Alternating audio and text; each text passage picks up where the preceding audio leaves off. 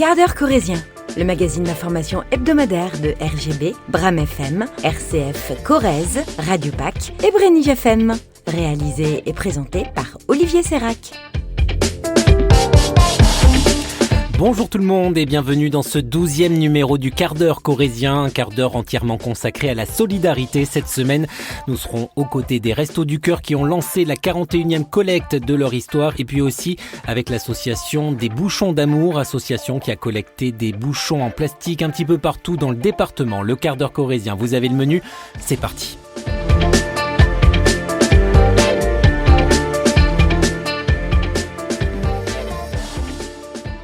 Et j'ai une petite idée comme ça, si des fois il y a des marques qui m'entendent, je ferai un petit peu de publicité tous les jours.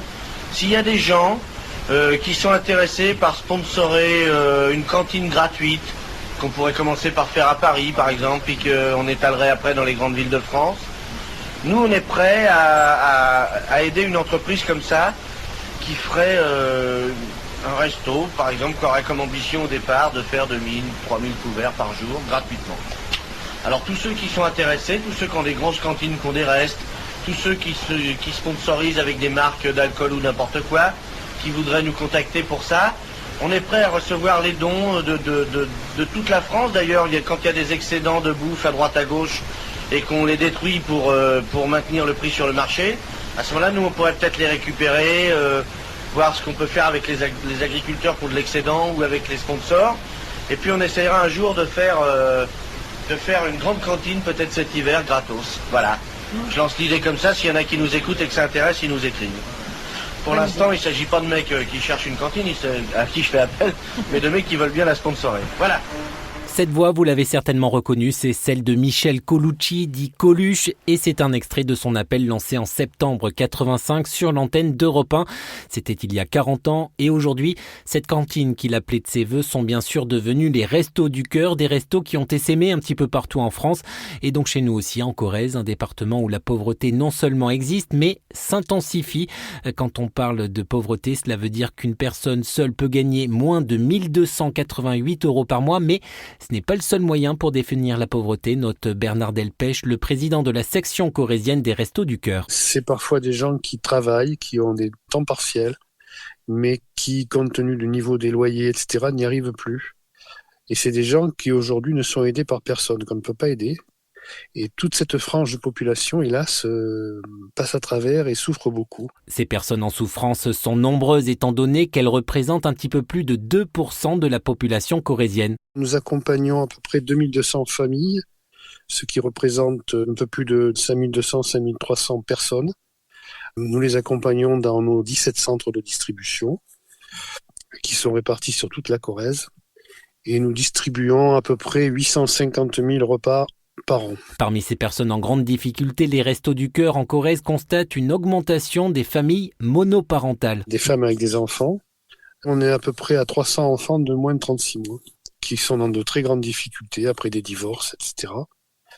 Depuis l'année dernière, nous prenons en charge 100% des besoins en alimentation et en produits d'hygiène pour les enfants entre 0 et 36 mois. C'est justement pour aider ces enfants que les restos ont lancé ce plan Ambition Petite Enfance, un plan qui ne vise pas que les plus jeunes. On accompagne aussi les mères dans les difficultés qu'elles peuvent avoir, dans l'accès à la santé, dans l'accès aux droits, dans l'apprentissage du français pour certaines, etc. Donc on va au-delà de la distribution alimentaire pour justement faire un accompagnement beaucoup plus global dont elles ont besoin. Pour nous, c'est un crève-cœur un peu de voir ces petits vivre parfois dans des conditions extrêmement précaires. Et ce que nous constatons, c'est que ça ne fait que progresser là aussi. L'un des principaux objectifs visés, c'est véritablement de tout mettre en place pour favoriser un retour vers l'emploi. Pour nous, c'est une victoire quand on voit des personnes qui reviennent à l'emploi, qui arrivent à quitter les Restos du Cœur. Pour nous, nous sommes heureux de ne plus les voir revenir. Ça veut dire qu'elles s'en sortent. Mais hélas, on a des familles qui sont là depuis de nombreuses années et qui n'arrivent pas à réémerger. Ces situations sont d'autant plus complexes à résoudre que les raisons de cette chute sont parfois multifactorielles. La situation ne fait que se dégrader. L'emploi ne marche pas bien.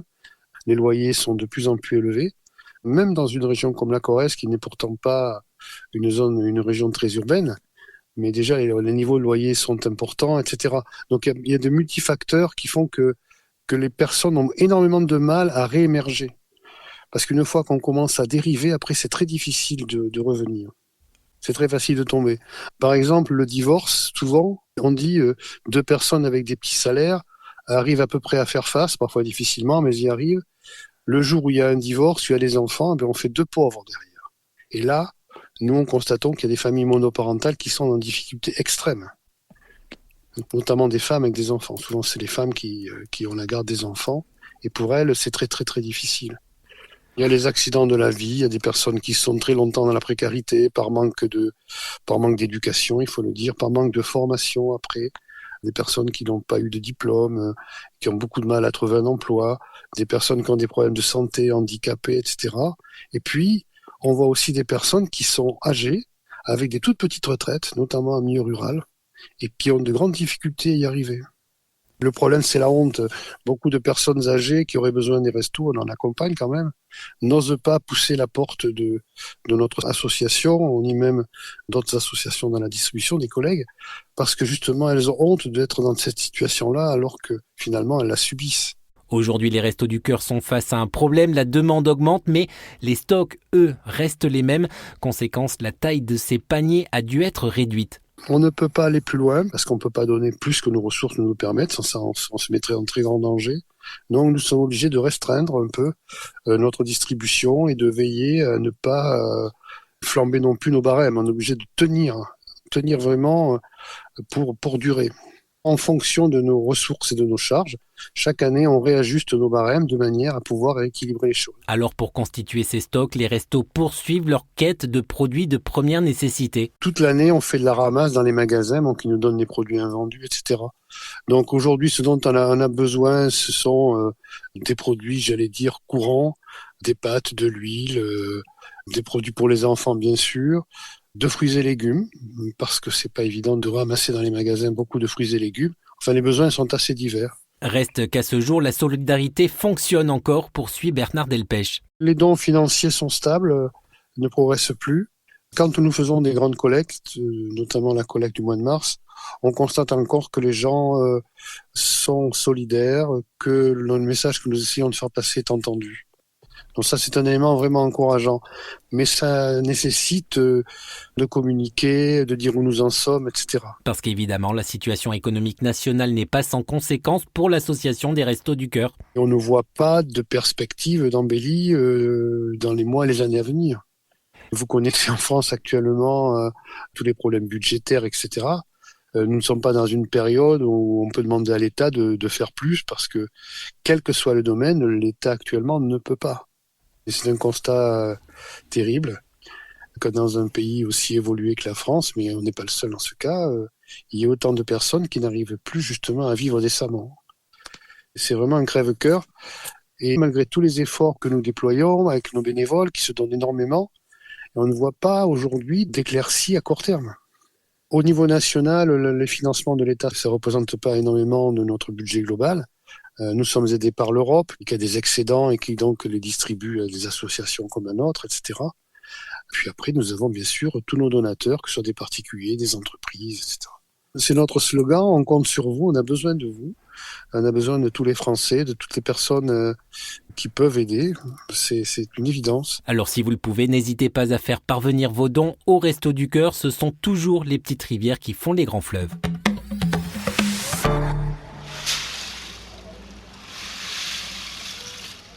Nous sommes maintenant à Ayen, à l'arrière des ateliers municipaux, des ateliers mis à disposition de l'association des Bouchons d'Amour par la municipalité.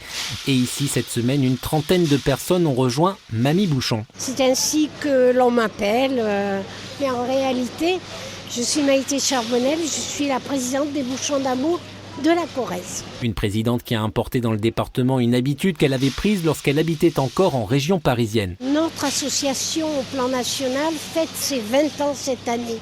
J'ai rejoint ma Corrèze natale à la retraite c'était en 2010.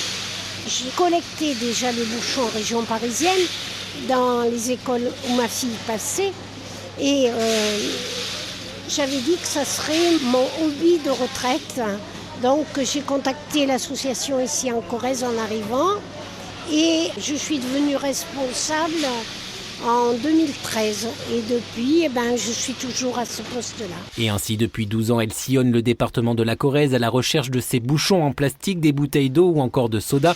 Des bouchons qui sont ensuite, tout au long de l'année, acheminés vers ce dépôt à Ayen parce que... Nous avons à peu près un chargement annuel entre 12 et 13 tonnes de bouchons qui partent au recyclage dans l'usine Sulot à Langres. Et ces bouchons sont recyclés en poubelle et l'usine qui nous les prend nous rémunère 325 € la tonne.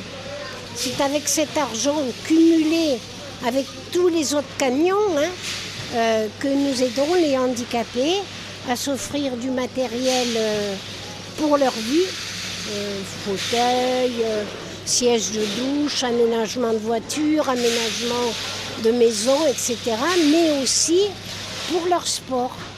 Et quand même, petite histoire bien sympathique, notre ami Mathieu Bosredon, que tout le monde connaît, nous l'avons aidé il y a une douzaine d'années pour acheter son premier handbike. On avait donné la valeur d'une roue à l'époque, 700 €. Et on peut dire qu'aujourd'hui, ces petites médailles qui sont magnifiques, on les prend un peu pour nous. Et si elle parvient à réunir autant de bouchons, c'est que Maïté Charbonnel cherche partout où elle passe à mobiliser. On a une attache avec le CAB. Tous les ans, je choisis des joueurs. Et donc, cette année, il y a Simon-Pierre Chauvac et puis il y a Benjamin Boudou. Je choisis parmi les gros parce qu'on dit qu'ils ont un gros cœur. Parce que l'association fait face à un véritable problème. Par mesure d'écologie, les bouchons sont aujourd'hui attachés aux bouteilles. Vous savez, ça nous a fait beaucoup de mal. Ces foutus bouchons solidaires, on a perdu en un an 40% de la collecte, 40%. Déjà, on avait été très impactés par la Covid et derrière, on a eu ces bouchons solidaires. Vous savez, ça vous fait un geste de plus, c'est arracher le bouchon, le couper, le tirer et nous le donner. Sinon, le handicap ne pourra plus rien avoir. Et ça serait vraiment très dommage parce que le matériel coûte cher. Et puis, contrairement à ce qu'on pense, tout n'est pas remboursé. Aujourd'hui, des points de collecte sont dispersés un petit peu partout en Corrèze. Et si vous en cherchez un, il suffit de me contacter. Et puis, la question que je pose, c'est où habitez-vous ? Et je cherche à proximité. On a à peu près entre 360 et 380 points de collecte sur toute la Corrèze. Les supermarchés, les intermarchés, les boutiques... les écoles, tous les établissements scolaires, les stades, un peu partout, les EHPAD. On travaille aussi beaucoup avec tous les établissements spécialisés dans le handicap, l'ADAPI à Brive. Et si Maïté Charbonnel insiste pour trouver ces bouchons, c'est parce que selon elle, il suffit d'un simple geste. C'est gratuit. Vous achetez votre bouteille d'eau ou votre bouteille de lait. Après, qu'est-ce que vous en faites ? Vous la faites recycler. Mais tirer le bouchon, c'est quoi ? Donc c'est gratuit. Nous avons la joie de dire qu'un bouchon récolté, c'est un bouchon reversé au handicap. Rien ne reste dans nos poches. Nous n'avons pas de budget de fonctionnement. Nous nous débrouillons. C'est le système D. On y arrive et tout le monde est heureux et ça se passe bien. Alors oui, ce n'est pas un hasard si Mamie Bouchon s'est engagée pour cette association. Ma fille, ça n'a pas l'air, mais elle est malvoyante. Et j'ai un frère handicapé mental. Tous les enfants ne naissent pas égaux. Et donc, il faut les aider. Ce sont des gens comme tout le monde. Plus on les aide, plus ils s'installent dans la vie, plus ils ont une vie sociale. Et moins ils auront besoin de tout ça. Enfin, certains auront toujours besoin d'équipement. Mais parce qu'ils s'intégreront le plus possible, tout ira bien aussi pour eux. Cette année, l'antenne corrézienne des Bouchons d'Amour a récolté 12 tonnes de bouchons en plastique, soit plus de 4 500 € qui vont ainsi participer à l'insertion sociale des personnes en situation de handicap. Voilà, c'est la fin de ce quart d'heure corrézien. Merci à toutes et tous pour votre fidélité. On se retrouve dans une semaine pour un nouveau numéro, mais d'ici là, je vous souhaite de passer d'excellents moments en Corrèze ou ailleurs. Retrouvez le quart d'heure corrézien en réécoute sur nos sites internet, mais aussi sur les plateformes d'écoute Spotify, Deezer et Apple Podcasts.